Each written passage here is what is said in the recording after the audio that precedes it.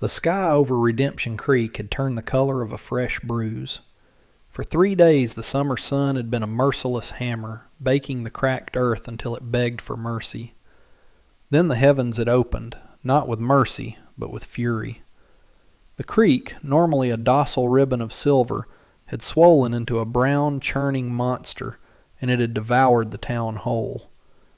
From his vantage point on the high ridge, Nash watched the destruction with the dispassionate gaze of a man long accustomed to the world's casual cruelty. He was a silhouette against the bruised sky, a man and his dark brown horse, Diablo, both unmoving as the rain lashed down. He had no stake in the town, no reason to care for the splintering clapboard and the cries that were now fading into the roar of the water. He was just passing through, as he always was. But then he saw it, a flicker of impossible color in the monochrome chaos.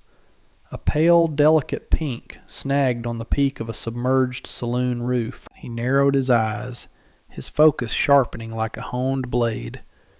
It was a woman, her dark hair plastered to her face, the light pink dress she wore clinging to her form, a single, fragile blossom in a world of mud and ruin. She was not screaming. She was clinging to the shingles, her knuckles white, her body trembling but her posture defiant, as if in a silent argument with the storm itself. He saw the flat-bottomed skiffs of the survivors moving away, toward the safety of the far bank, their occupants looking forward, never back. They had left her. He did not know why, and he did not care. An ember of something he thought long dead stirred in his chest. Nash nudged Diablo with his heels, a silent command the horse understood instantly. The powerful animal stepped forward, moving from the solid ground of the ridge onto the treacherous, submerged street. Water swirled around Diablo's legs, then his chest, the current pulling and sucking at them. Nash's body was a study in perfect balance, his weight shifting with the horse's every careful step, his eyes never leaving the girl. The world was a symphony of destruction, but in his mind there was only a straight line between him and that rooftop. He was the feared gunslinger, the man they whispered about from dusty cantinas to opulent saloons. But in that moment, he was only a man, moving toward a life that was about to be extinguished. The ride to his cabin was a long, sodden journey through a landscape that had been weeping. The storm had passed, leaving behind a sky washed clean and a world dripping with sorrow. She sat before him on the saddle, wrapped in his dry coat, her small frame rigid, a tangible bundle of shock and fear. He could feel the fine tremors that ran through her body, yet she made no sound, not a whimper, not a sigh. The silence between them was immense, broken only by the squelch of Diablo's hooves in the mud and the mournful drip of water from battered trees. He wondered what she was thinking, this girl from a world away, who wore a dress of fine silk in a town of mud and timber, and had been left to die by the very people she likely came here for. When they finally reached his small, isolated cabin nestled in the high foothills, the last rays of a weary sun were painting the wet mountains in shades of gold and purple. The place was sparse, built of sturdy pine and smelling of wood smoke and solitude. It was a fortress, not a home. He slid from the saddle first, his boots sinking into the soft earth, then reached up for her. For a moment she hesitated, her dark, almond-shaped eyes meeting his. In them he saw not just fear, but an intelligent, assessing light. Then, with a quiet exhale, she let him lift her down. Her feet touched the ground and she swayed, her strength finally giving out. He caught her, his arm steadying her, and for a second she leaned against his chest. She was lighter than a whisper. Inside, he lit a fire in the stone hearth, the flames springing to life, casting dancing shadows on the rough-hewn walls. He handed her a thick wool blanket. "You are safe here," he said, his voice raspy from disuse. She looked from the fire to his face, her gaze unwavering. "Why?" The word was soft, barely audible, yet it held the weight of her entire ordeal. He considered the question, the true answer too complex for words. "No one should die like that," was all he offered. He gave her the bed, a simple cot in the corner, and took his place on a pallet by the door, his pistol resting beside him. He was not her captor, but her guardian, and as the cabin filled with the warmth of the fire and the sound of her steady breathing, Nash felt a crack form in the ice that had encased his heart for years. The next morning, the world was born anew. Sunlight, brilliant and sharp, streamed through the single window of the cabin, illuminating dust motes dancing in the air. When Nash awoke, she was already up, standing by the open doorway looking out at the valley. The pale pink dress was torn and stained, a ruin of what it once was, but she had washed her face and braided her long black hair, and in the morning light she possessed a quiet, resilient beauty that seemed to defy the chaos of the day before. He rose, stoked the fire, and put a pot of coffee on to brew. He offered her a cup, which she accepted with a small, graceful nod. They drank in silence, the unspoken questions hanging between them like the morning mist clinging to the pines. Later, he went out to repair a section of fence the storm had torn down. He worked with an economy of motion, his hands sure and strong as he stretched the wire, his body a testament to a life of hard, solitary labor. He was aware of her watching him from the cabin porch. After an hour, she emerged. She walked not toward him, but to the small, sad patch of earth that was his garden. It was neglected, choked with weeds, the few vegetable plants within it bruised and battered by the rain. She knelt, and with a tenderness that seemed almost holy, her slender fingers began to work the soil. She cleared the weeds, gently righted a fallen tomato plant, her touch a healing balm on the wounded earth. He paused in his work, watching her. She moved with a purpose and a grace that was utterly captivating. He brought her a dipper of water from the well, and she drank, her eyes thanking him over the rim. She then held out her hand. In her palm lay a single, perfect wild strawberry, a tiny jewel of crimson, a peace offering, a gesture of trust. He took it, the brief touch of their fingers sending a jolt through him, and ate it. The sweetness exploded on his tongue. "Lynn," she said, her voice clear and soft. She pointed to herself. Then she looked at him, her head tilted in a question. "Nash," he replied, the sound of his own name feeling strange on his lips. He had not shared it with anyone in a long time. She repeated it, a musical whisper. "Nash." It sounded less like a name and more like a prayer. He nodded, a tight, unaccustomed motion. A name had been exchanged. A seed of connection had been planted in the silent space between them. A week passed. The fence was mended, and under Lynn's care the garden began to show signs of life.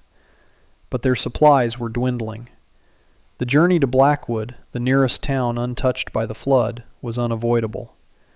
Nash saddled Diablo, then helped Lynn up behind him. Her hands rested lightly on his waist, a constant warm presence against his back. As they rode into the dusty main street of Blackwood, a hush fell over the town. Every eye turned to them. They knew Nash. They knew the stories, the rumors of the men he had put in the ground. His presence alone was enough to curdle the air. But it was the sight of Lynn, her striking, unfamiliar features and her foreign grace, that turned their fear to suspicion and contempt. Whispers followed them like flies. He felt her stiffen behind him, but she did not shrink. When they dismounted in front of the general store, she walked beside him with her head held high, a small, dignified island in a sea of hostile stares. Inside, the storekeeper, a portly man with mean little eyes, watched them approach the counter. "What do you want, Nash?" he grunted, pointedly ignoring Lynn. Nash laid a small pouch of coins on the counter. "Flour, salt, coffee." The storekeeper's eyes flickered to Lynn, a greasy smirk spreading across his face. "Looks like you picked up some stray cargo from the flood." Nash didn't move, didn't speak. He He simply met the man's gaze. There was no overt threat in his eyes, but a cold, absolute stillness that promised consequences. It was a look that had stopped better men in their tracks. The storekeeper's smirk faltered. He swallowed hard, his bravado evaporating under that silent, lethal pressure. He began to measure out the flour, his movements suddenly clumsy and hurried. Lynn watched the exchange, her expression unreadable. She had seen his gentleness, his quiet honor. Now, for the first time, she was seeing the chilling power of his reputation, and she saw that he wielded it not for himself, but as a shield for her. He was a wall between her and the ugliness of this world, and her heart ached with a strange, new feeling of gratitude and wonder. As they were packing their supplies onto Diablo's saddle, a shadow fell over them. "Well, well, look what the flood washed in." The voice was deep and oily with arrogance. Nash turned slowly. Standing before them was Barlo, a man who owned half the valley and carried himself as if he owned the rest. He was a bull of a man, flanked by two of his hired guns, his expensive clothes stained with the dust of his own importance. His eyes, however, bypassed Nash completely, landing on Lynn with a look of crude appraisal, as if she were a horse he was considering for purchase. "Never thought you'd be one for exotic pets, Nash," Barlo drawled, a cruel smile playing on his lips. "Where'd you find this one? Must have paddled a long way." Nash placed himself slightly in front of Lynn, a subtle but unmistakable gesture of protection. His hand rested near the butt of his pistol. "She's with me, Barlo." Barlo chuckled, a humorless sound. "Is she now? Everything in this valley is for sale, one way or another. How much for the girl? I'm in the market for something new to look at." The air grew thick and heavy. The townsfolk who had been watching from a distance now drew back, sensing the imminent explosion. Lynn's hand instinctively found the fabric of Nash's shirt, her knuckles pressing into his back. He felt the small touch, and it grounded him, focused the cold rage coiling in his gut. "She is not for sale," Nash said, his voice dangerously quiet, "and she is not a thing." Barlow's eyes narrowed. He was not used to being denied. He saw Nash's defense of this foreign woman not as an act of decency, but as a direct challenge to his dominance. "Everything has a price," he sneered, taking a step forward, "and everyone can be replaced." The threat was clear. He wasn't just talking about Lynn anymore. He was talking about Nash's place in the world, his very existence. The confrontation was set, a line drawn in the dust of Blackwood's main street. The ride home was tense, the silence heavy with the unspoken threat that now clung to them like a shroud. Barlo was not a man to let a challenge go unanswered. The proof came 2 days later. As Nash was returning from checking his snares, a rider burst from the trees, firing a shot into the air to spook Diablo. But Diablo was no ordinary horse. He stood his ground, and Nash, with a fluid grace that was terrifying to behold, drew his pistol and fired a single shot that clipped the rifle from the man's hands. The rider, one of Barlow's men, stared at his empty, stinging palms in disbelief before scrambling back into the wilderness. Nash didn't pursue. The message had been sent and received. But Barlow's cruelty was more insidious than a simple ambush. A few days later, the creek that ran through Nash's property, their only source of water, slowed to a trickle and then stopped. He followed the dry creek bed upstream for a mile until he found the cause. A crudely built dam of logs and rock, diverting the water onto Barlow's vast ranch land. It was a slow, deliberate strangulation. Thirst would drive them out or kill them. Panic, cold and sharp, tried to find purchase in his heart, but he pushed it down. It was for Lynn he felt the fear. He returned to the cabin to find her standing by the empty water barrel, her expression grim. "The water," she said, not a question but a statement. "Barlo," he answered. She nodded, her gaze turning to the dry, thirsty plants in her garden. For a moment he saw despair flicker in her eyes, but then it was gone, replaced by a steely resolve that mirrored his own.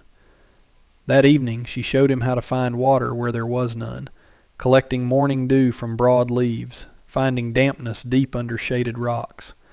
Her knowledge of the natural world was a quiet miracle. It was her resilience, her refusal to be broken, that solidified his own. They would not be starved out. They would not be defeated by one man's greed. And as we continue their story, if you find yourself moved by their struggle for survival and dignity, please take a moment to like this video and subscribe to our channel. Your support is the wellspring that allows us to keep telling these tales. Thank you for being a part of our community. He knew a direct confrontation with Barlo and his men would be suicide, but he could not let them die of thirst. The dam had to be broken. Under the sliver of a crescent moon, he made his preparations. He was checking the cinches on Diablo's saddle when a soft voice spoke from the cabin doorway. "I go with you." It was Lynn, dressed in a pair of his old trousers and a dark shirt. "No," he said, his voice firm. "It's too dangerous." "You are one man," she countered, stepping into the moonlight. Her face was set, her eyes shining with determination. "Barlo has many. 2 people, stronger than one. I will not hide while you fight for my life."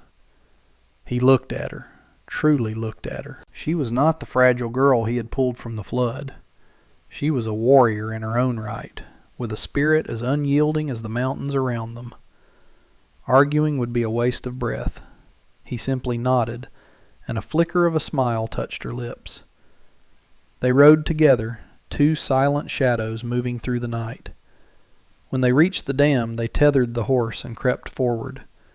2 of Barlo's men were there, sharing a bottle by a low campfire, their lazy laughter echoing in the quiet night. Nash pointed to a steep, shale-covered slope that loomed above the dam.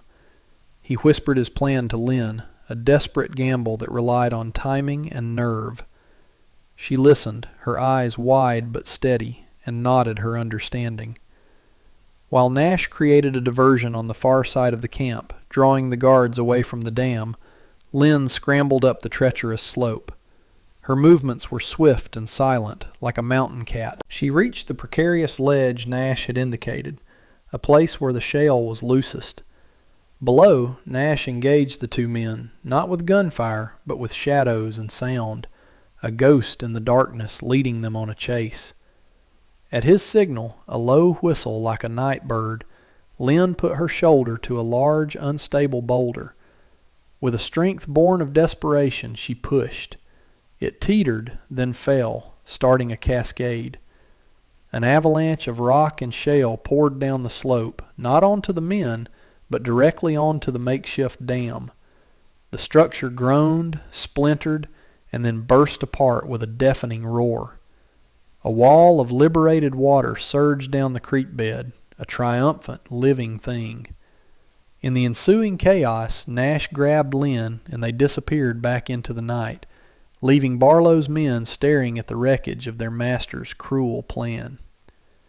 The water's return was a joyous thing, a gurgling, life-giving song that filled the small valley. Lynn's garden drank deeply, and life felt possible again. But their victory came at a cost. In Blackwood, Barlo, publicly humiliated and furious, began to poison the town's well of opinion. He spun a tale of a violent gunslinger and a foreign sorceress who had used dark magic to cause a rock slide, endangering his men and his property. He painted Nash as a menace and Lynn as something unnatural, a dangerous influence.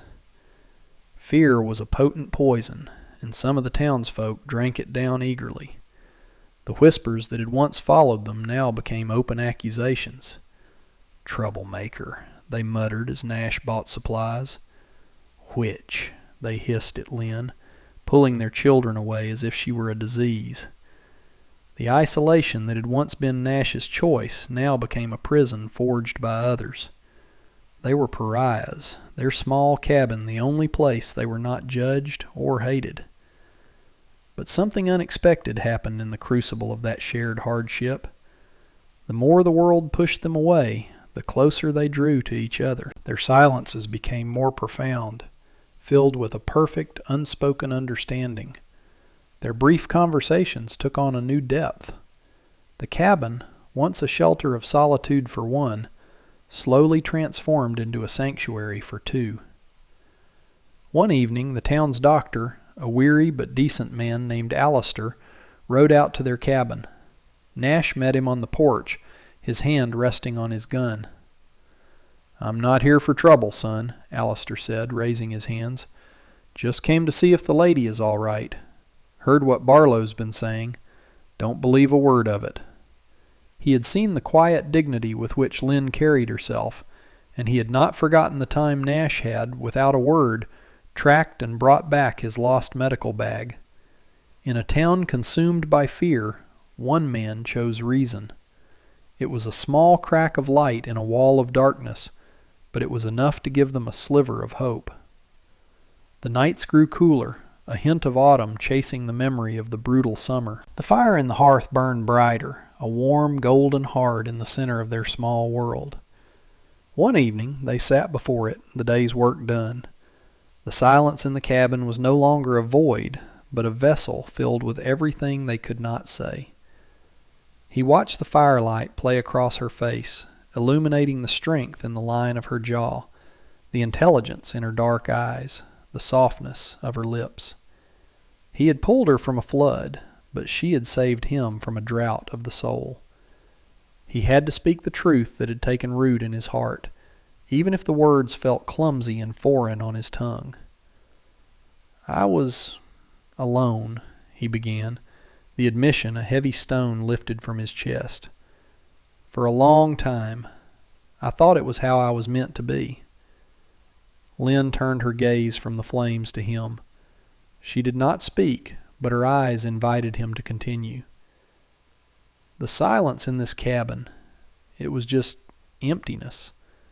Now," he trailed off, searching for the right words. She reached across the small space between them, and her hand, so small and gentle, covered his. The contact was electric, a current of pure, undiluted feeling. "Now," she finished for him, her voice a soft whisper. "Not alone." He looked down at their joined hands, her delicate fingers intertwined with his calloused ones. It felt like the most natural thing in the world. He lifted his gaze back to hers and let her see the truth he could no longer hide.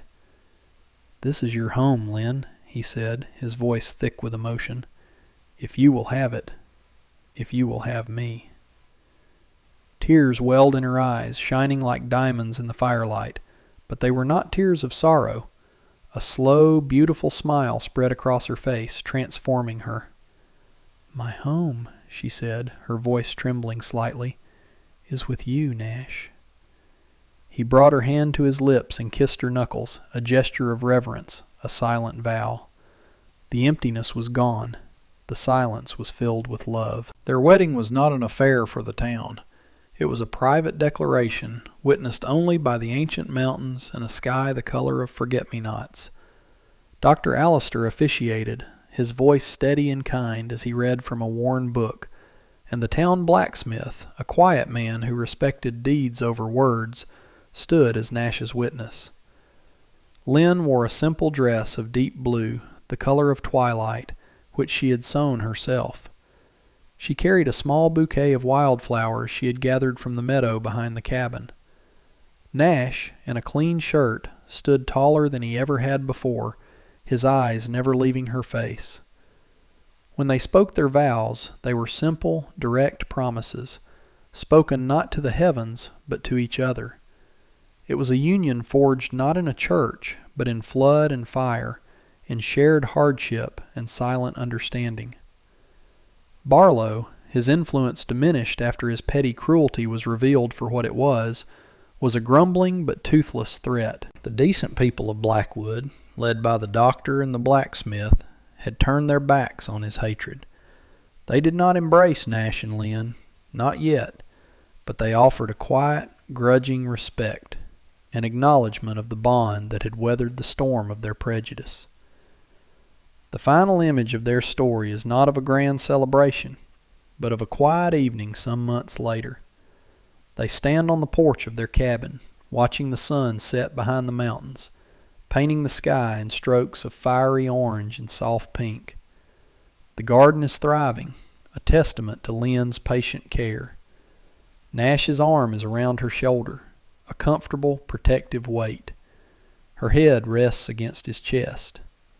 They do not speak. They do not need to.